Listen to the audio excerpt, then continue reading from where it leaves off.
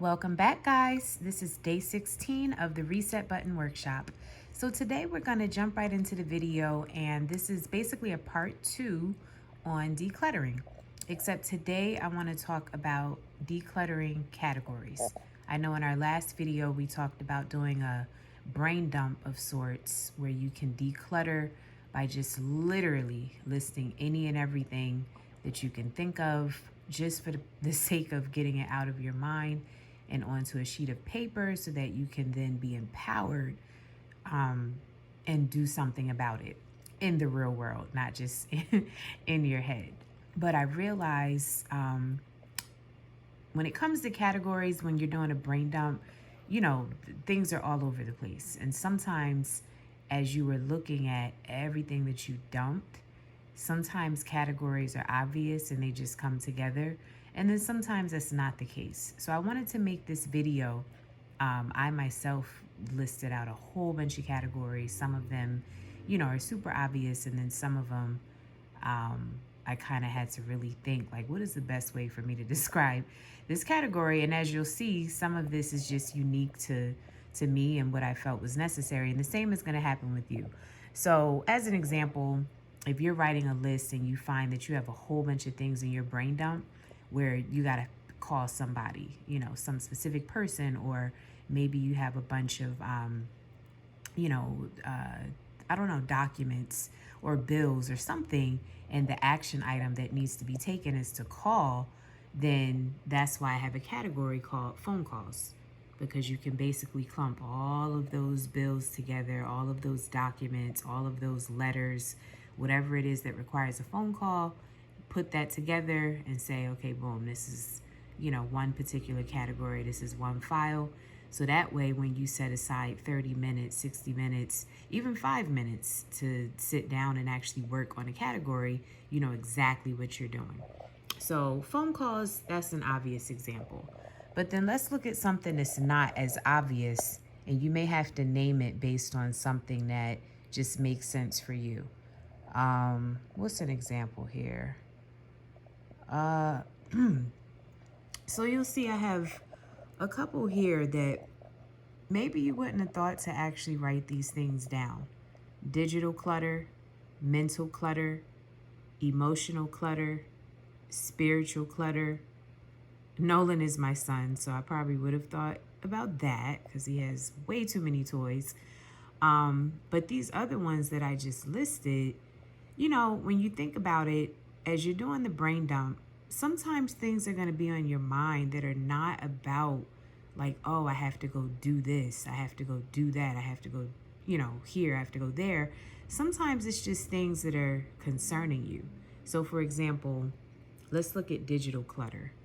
Digital clutter might mean you have 3 email addresses. One is personal, one is work related, and then the other might be for, I don't know, some sort of a side hustle or a side business or something like that. And with each of these 3, maybe you never got in the habit of deleting emails as they came in and you reviewed them. And so now you find yourself with 27,000 emails that, some of the stuff you still need, some of the stuff you don't.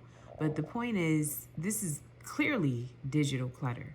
And if you ever needed to go to your email and find something, you probably could. You could do a search and it would pop right up. But think about what type of clutter that is causing you, day to day, just from going to your inbox and the first number that you see is 27,567. That's crazy, right? So digital clutter could be a category because maybe you decide, you know what, I'm going to go through those 27,000 emails, even if it takes me a full year. You might say 27,000 divided by 12, and that'll be the number of emails in a given month that you'll go through. You may hire somebody to do this, you may do it yourself. But the point is, digital clutter, that's on your mind. It's weighing on you. It doesn't feel likely. Now, I'm not going to speak for you, but likely. It doesn't feel good. It's a form of heaviness. And all of that amounts to blocking your blessings, blocking your reset. So that's why you see these other forms of clutter on here that may not be as obvious, but they're super important. All right, so digital clutter, that's one example, email. The same could be for, um, your laptop. If you have files and the minute you open, go to the desktop, there's like 100 different things that you could click on. That's digital clutter. It's digital clutter. That's another blessing blocker, right? So that can be a category for you. If you say, you know what, I really want to clean up my laptop files. Okay, perfect. You can put that under this digital clutter category, along with other things that are digital. So another thing on here, mental clutter, emotional clutter, that has to do with, let's say in your brain dump, you find yourself writing things down like, oh, I really got to get, and I'll use a personal one. One of my concerns, my son is 6, so I really want to get him in the habit of, without being prompted by me, there are a set of things that need to be done every single day. And until those things are done, your day is not complete. So that may include cleaning your room. That may include having already read without mommy telling you to go and read your books for the day. That may include, brushing your teeth at night. That may include checking that you don't have any crumbs on the floor if I let you have a snack in your room. Whatever the case may be. But it's really, really, really important to me. And I recognize because he's 6, the onus is on me. It's my responsibility to teach him, to get him in the habit of doing these things. He will not just volunteer and do these things on his own. So for me, that's a form of mental and frankly emotional clutter, because it weighs on my mind enough that I think about it. It's, coming up in the brain dump. These are the categories, but remember yesterday was about the brain dump. And I'm pretty sure if I go back to my list, I had something on there about, set up a way to teach Nolan X, Y, and Z. And one of the X, Y, and Z's was, I got to teach him basically responsibility. You see what I'm saying? So as a parent, we want to make sure our kids are doing certain things. And this just goes to show that this form of clutter, very relevant, nothing wrong with it being here, but it is just another thing that's just kind of in our brains, on our minds, swimming around, no real like direction with it yet, like it's just there. It's just there. So we want to acknowledge that and honor that as much as we would the physical clutter, the storage, the physical thing that you're going to either give away or sell, or the trash. Like all of that stuff is tangible. So I feel like it gets a lot of the attention. But a lot of times the baggage, the real baggage, is this stuff. The digital clutter, the mental clutter, the emotional clutter, spiritual clutter. Spiritual clutter could be, I want to have a better relationship with God. I want to have a better prayer life. I try to read the Bible, but every time I do, X, Y, and Z happens. Maybe I can try reading it first thing in the morning when I wake up. Spiritual clutter. And clutter meaning, because it's on your mind, because you have a desire to do something different than what you're doing. But I call it clutter because you're not doing anything about it. You're not addressing it. You just from time to time remember like, oh, that's right. I wanted to start a new, Bible reading habit, or whatever the case may be. Or, oh, I wanted to start a new, prayer group. All right. So these are all things. They may have actually come up in your brain dump. And then when you finish the brain dump, you were probably thinking, all right, what am I supposed to do with that? What does my prayer life have to do with decluttering? Everything. Everything is relevant. Everything that's on your mind and there's no like direction for it just yet, it's a form of clutter. So hopefully those examples make sense. These are basically just some categories. I'll just kind of do a quick scroll here so you can see. You can always pause the video and look more closely. And some of these may be redundant, which is fine. The goal for me was to actually just paint a thorough picture of all the categories that you could come up with. I'm not suggesting that you have all of these. You may not even need half of these or a third of these, but the idea is to give you ideas on just how your categories can look.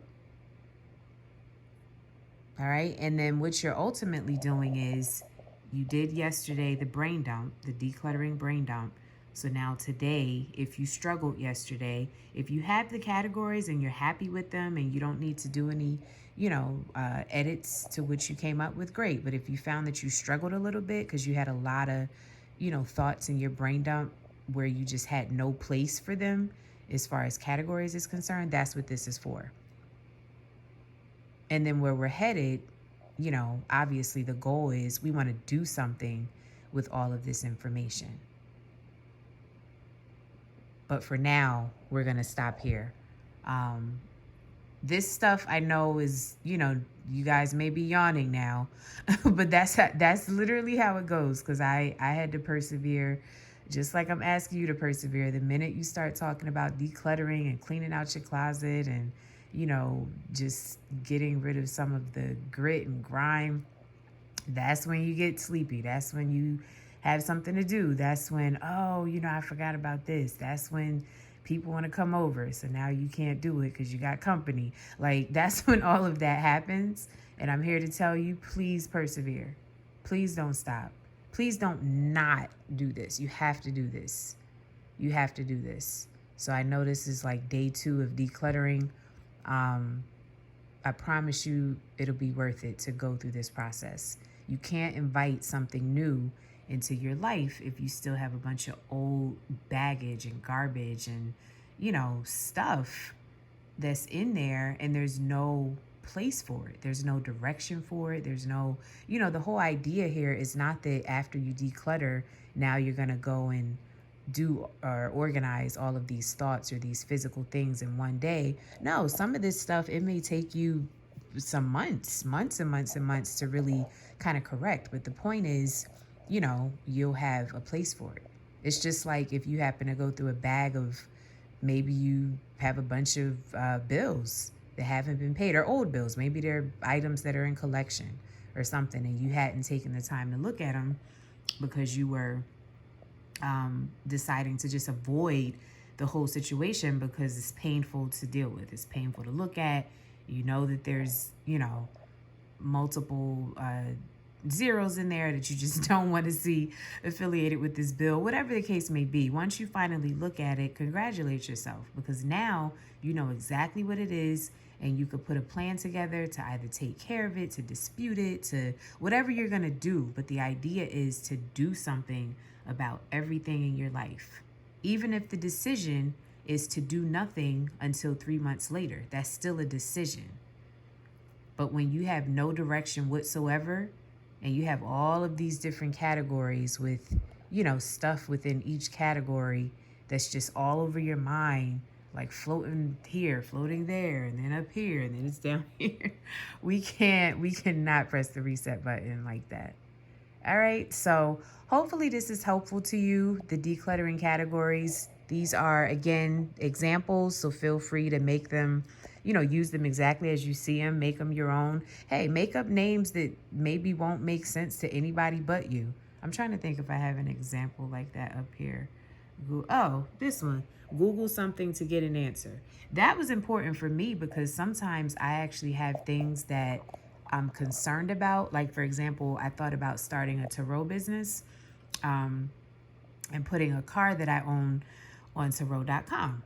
And I had a few questions around like the insurance and how it worked and stuff like that. And, it was just, again, swimming in my head, like somewhere in the sky somewhere, but not really anywhere like designated for me to sit down and really get some clarity around what was going on. So that's just one example, but I have plenty of examples like that.